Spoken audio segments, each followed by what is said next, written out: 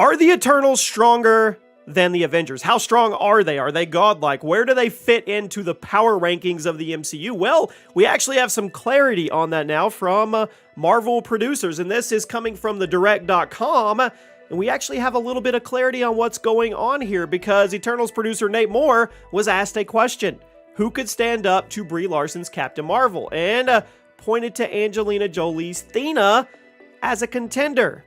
Yeah, now Moore believed that Thena would put up enough of a fight against the half-Kree warrior due to her extensive experience and powers bestowed upon her. That's what it says in the article from the Celestials, right? So the conversation immediately goes to who's the strongest in the MCU.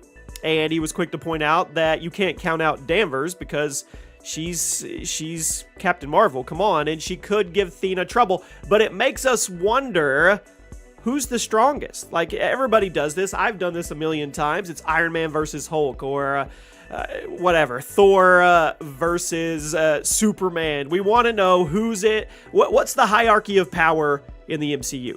And apparently there is no power ranking list. They don't do that, which I don't agree with at all. I think they have a huge ranking list in some secret room we can't see. But Moore did give us a little bit of clarification. He said the Eternals are obviously stronger than the humans, and heroes like Hawkeye and Black Widow wouldn't stand a chance, which I think most of us already knew that. We wouldn't be pitting them up against it. We would want to know more like Thor versus Icarus, or like we said, Captain Marvel versus Thena. And they said one of their concerns was they didn't want to make the Eternals too godlike because they didn't want them to not be relatable. But then again, that's not a problem for characters like Thor. So they had to find that actual balance. And they said they don't have a ranking system.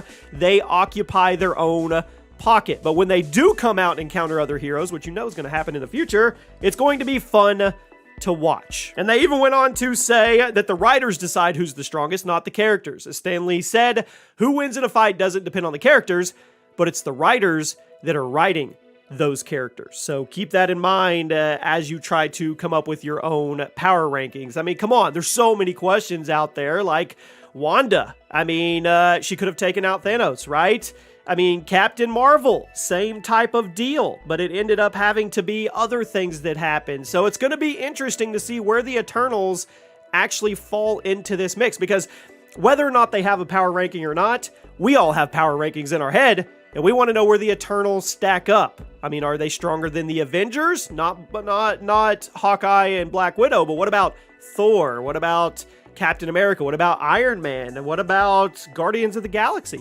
Where do they stand in that hierarchy? What do you guys think?